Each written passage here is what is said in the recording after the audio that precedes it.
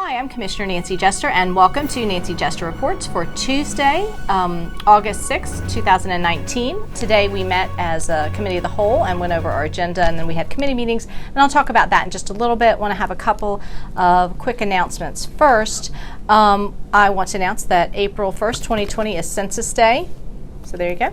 And we have a hashtag for counting in DeKalb. It's called hashtag Count Me in DeKalb, and you can email us about our efforts that our committee is working on to get a complete count in DeKalb at 2020census@DeKalbCountyGA.gov. So just want to make a note of that. We'll put that in our newsletter. Some great news I want to bring to you, and I've talked to you about this in the past.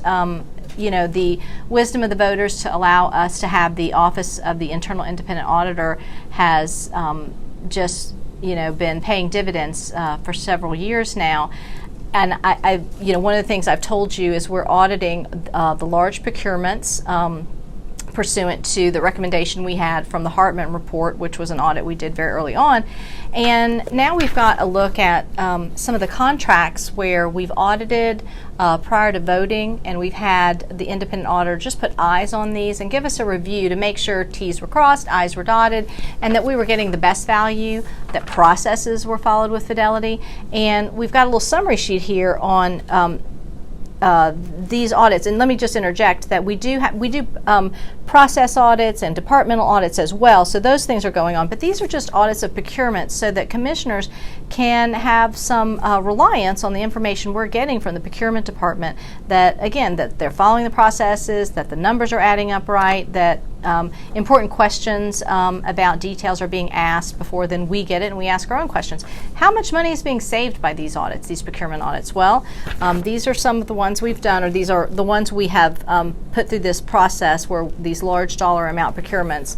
And to date, we've realized a savings of $13,027,381 just on the audits on these procurement items. So that's over $13 million of savings, and there's really two types of savings. There are the contract itself didn't need to be as large. The request for the expenditure was whittled in because there wasn't the justification for those contracts, and then there's actual savings based on miscalculations or problems with some of the details there. Nothing nefarious, just some errors. So this is why it is a great idea to have, in particular, your large procurement items audited and go through this independent review. So the wisdom of the voters is paying dividends, saving $13 million just on a handful of contracts there, and we'll continue to do that, and I'll continue to keep you updated about the savings that we're seeing. So this has been a very good reform in DeKalb County, and I look forward to being able to utilize this internal audit function for years to come in the county. So today we met, like I said, as Committee of the Whole. We have a pretty light agenda, couple things to draw your attention to. Let's see, we have procurement items that we heard in committee, and I'll talk to you about that. We have some public hearing items for those that are interested, and we have an ordinance about the floodplain management, floodplain regulations to comply with the National Flood Insurance Program. So that will be heard as a public hearing item on next Tuesday at our next board meeting. And also we will be having a hearing about an ordinance to modify the erosion and sediment control ordinance. So if you are interested in those topics and want to speak on that, please come to our meeting on Tuesday. So there's that. So we met in committees today. We had our Finance Committee meeting and our PWI Committee, Public Works Committee, that I sit on. So we'll first go through Finance. Today we went over grants and how they're used at the juvenile and magistrate court, and we received that report that I just told you about the savings we've seen from our auditing. So we had a presentation from Judge Crawford over at the juvenile court, here it is, and went through all the different types of accountability grants he gets for that court. Lots of good information here, lots of lots of things that we can continue to work and improve on so that we're getting better outcomes for kids and families that go through and are touched by the juvenile justice system. So I appreciate Judge Crawford's time. This is one of the missions of the Finance Committee. We look at all of the grant programs that are accepted for any of the judicial branch that we have here, and various certain departments are under the purview of the Finance, Audit, and Budget Committee. So we appreciated his time. We also were fortunate enough to have the, oh, and let me say, let's see, so since 2016, and some of these grants are multi-year, so they come in different places, and they may last, or different years, and they may last for several years. But we've received about $7.8 million in, excuse me, I believe that's right, $7.8 million in grant funding. So for various diversionary programs that they have there, and it was very interesting, his presentation. So Magistrate Court, let's see here. So we reviewed the grants that the Magistrate Court gets. Now they are the Magistrate Court has a diversionary mental health court, and there's also the felony mental health court and felony state court and superior court. They have they get more grant money and they have more diversionary programs. But this program is small but very helpful and useful. So it's the misdemeanor mental health court, and they get about $40,000 to $50,000 in state funding and about $30,000 to $40,000 in county funding for helping to divert people so they don't have to get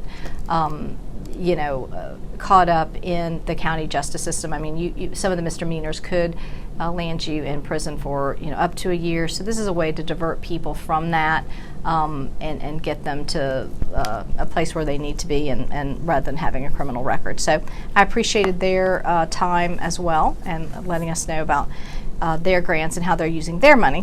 So the Public Works and Infrastructure Committee met today.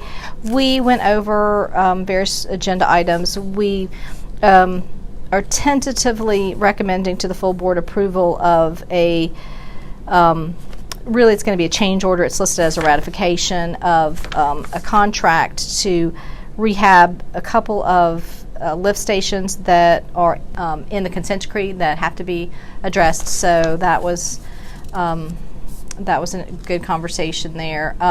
We approved an over almost $16 million contract that's really a cooperative agreement. So it's a piggyback kind of situation where we're getting really good rates for some sewer line rehabilitation, trenchless sewer line rehabilitation. And the auditors reviewed that for us, and it was a very detailed cooperative agreement, lots of line items, because we're going to be doing over 140,000 linear feet of sewer rehab. So this was quite a substantial contract with a lot of, it's a lot of dollars, so it's a lot of little line items. They reviewed it for us and found it to be in keeping with processes, and we're getting good rates and so on. So I appreciated audit's review on that. We're looking at retention ponds. So we had an agenda item, a procurement item for retention ponds in some of our park areas and some other ones that are county owned. We need to have them maintained better, so we've allocated about $2 million there. So that was a positive thing and a good discussion. We're talking about stormwater a lot, actually, and I do look for us to be making changes to our stormwater ordinance and our stormwater fees and even the way we do retention ponds in DeKalb County. So that was basically our meeting today in PWI. We did get an update, and this was interesting, on our bridge infrastructure maintenance plan. So we've got some bridge projects coming up. So just some fun facts. So we have DeKalb County has over 160 bridges and culverts. We have over 184 bridges. 160 have some maintenance requirement. There's scale from 0 to 100, so they're all assigned a rating, and we've allocated about $7 million towards bridge improvements. So again, that was a useful presentation in Public Works today. So that's what we did today at your Board of Commissioners meeting, and join us next time for another edition of Nancy Jester Reports. But before I close, I have to say vamos ATL, because Atlanta United is playing in a cup match, a U.S. Open Cup match, and so some of the folks in my office are massive Atlanta United fans. And so anyway, again, best of luck to Atlanta United. I hope they win their match, and so we shall all see later. Anyway, thank you for joining me, and I will see you again next week.